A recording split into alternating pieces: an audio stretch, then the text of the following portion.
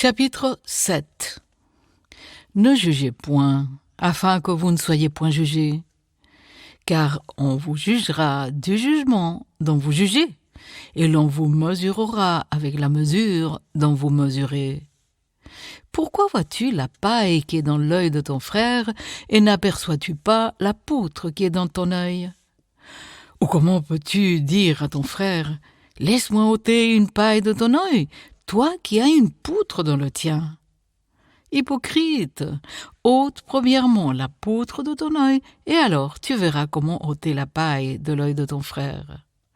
Ne donnez pas les choses saintes aux chiens, et ne jetez pas vos perles devant les pourceaux, de peur qu'ils ne les foulent aux pieds, ne se retournent et ne vous déchirent. Demandez, et l'on vous donnera. Cherchez, et vous trouverez. Frappez, et l'on vous ouvrira. Car quiconque demande, reçoit. Celui qui cherche, trouve. Et l'on ouvre à celui qui frappe. Lequel de vous donnera une pierre à son fils s'il lui demande du pain? Ou s'il demande un poisson, lui donnera-t-il un serpent? Si donc, méchant comme vous l'êtes, vous savez donner des bonnes choses à vos enfants, à combien plus forte raison votre Père, qui est dans les cieux, donnera-t-il des bonnes choses à ceux qui les lui demandent? Tout ce que vous voulez que les hommes fassent pour vous, faites-le de même pour eux, car c'est la loi et les prophètes. Entrez par la porte étroite, car large est la porte, spacieux le chemin qui mène à la perdition. Et il y en a beaucoup qui entrent par là.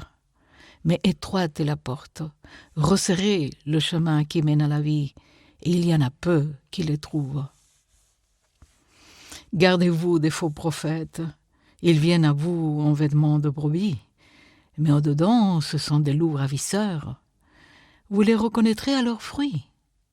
Cueille-t-on des raisins sur des épines ou des figues sur des chardons? Tout bon arbre porte de bons fruits, mais le mauvais arbre porte de mauvais fruits.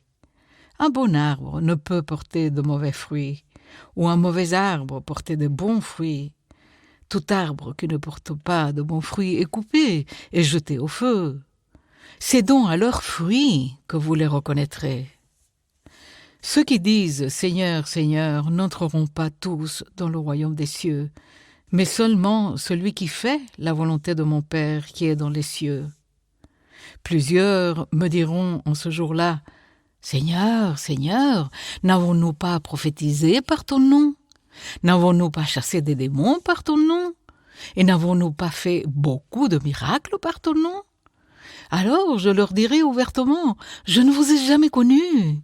Retirez-vous de moi, vous qui commettez l'iniquité. » C'est pourquoi quiconque entend ces paroles que je dis et les met en pratique sera semblable à un homme prudent qui a bâti sa maison sur le roc. La pluie est tombée, les torrents sont venus, les vents ont soufflé et se sont jetés contre cette maison. Elle n'est point tombée, parce qu'elle était fondée sur le roc. Mais quiconque entend ces paroles que je dis et ne les met pas en pratique sera semblable à un homme insensé qui a bâti sa maison sur le sable. La pluie est tombée, les torrents sont venus, les vents ont soufflé et ont battu cette maison. Elle est tombée et sa ruine a été grande. Après que Jésus eut achevé ses discours, la foule fut frappée de sa doctrine, car il enseignait comme ayant autorité, et non pas comme leurs scribes.